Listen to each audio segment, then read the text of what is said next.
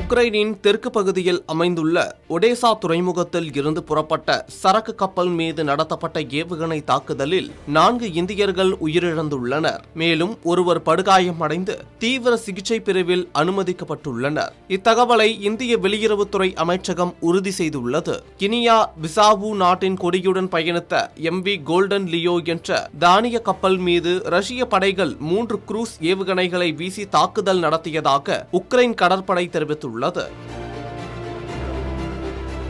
மும்பையைச் சேர்ந்த ocean grace shipping limited நிறுவனத்திற்கு சொந்தமான இந்த கப்பலில் இந்தியா மற்றும் சிரியாவைச் சேர்ந்த 17 பணியாளர்கள் இருந்தனர். அதில் 5 பேர் இந்தியர்கள் ஆவார். ஜூலை 19 மாலை நடைபெற்ற இத்தாக்குதலில் 4 இந்தியர்கள் பரிதாபமாக உயிரிழந்தனர். படுகாயமடைந்த மற்றொரு இந்தியருக்கு தீவிர சிகிச்சை அளிக்கப்பட்டு வருகிறது. வர்த்தக கப்பல்கள் மீது தாக்குதல் நடத்துவதையும் அப்பாவி மாலுமிகளின் உயிரை பணயம் வைப்பதையும் கடற்போக்குவரத்து சுதந்திரத்தை முடக்குவதையும் கடுமையாக கண்டிப்பதாக இந்திய வெளியுறவுத்துறை அமைச்சகம் தெரிவித்துள்ளது.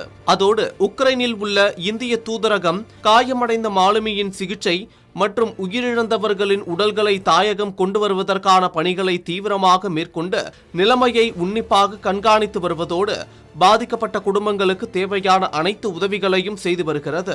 உக்ரைனின் வெளியுறவுத்துறை அமைச்சர் ஆண்ட்ரி சிபிஹா ரஷ்யா திட்டமிட்டே சர்வதேச உணவு பாதுகாப்பை குலைக்கும் நோக்கில் இந்த தாக்குதலை நடத்தியுள்ளது என்று குற்றம் சாட்டியுள்ளார். கருங்கடல் பகுதியில் உக்ரைன் அமைத்துள்ள பிரத்யேக கடல்சார் வர்த்தக பாதையை முடக்குவதற்காக ரஷ்யா சமீப வாரங்களாக வர்த்தக கப்பல்கள் மீதான தாக்குதல்களை தீவிரப்படுத்தியுள்ளதாக உக்ரைன் பாதுகாப்பு படையினர் தெரிவித்துள்ளனர். மேலும் முன்னதாக ஆன்டிகுவா மற்றும் பார்புடா நாட்டு கொடியுடன் சென்ற மற்றொரு கப்பல் மீதும் ரஷ்யா தாக்குதல் நடத்தியதை உக்ரைன் சுட்டிக்காட்டியுள்ளது. இந்த ஏவுகணை தாக்குதல் குறித்து ரஷ்ய பாதுகாப்பு அமைச்சகமோ அல்லது கிரெம்லின் மாளிகையோ இதுவரை எந்த ஒரு அதிகாரப்பூர்வ விளக்கமும் அல்லது கருத்துக்களும் அளிக்கவில்லை என்பது குறிப்பிடத்தக்கது.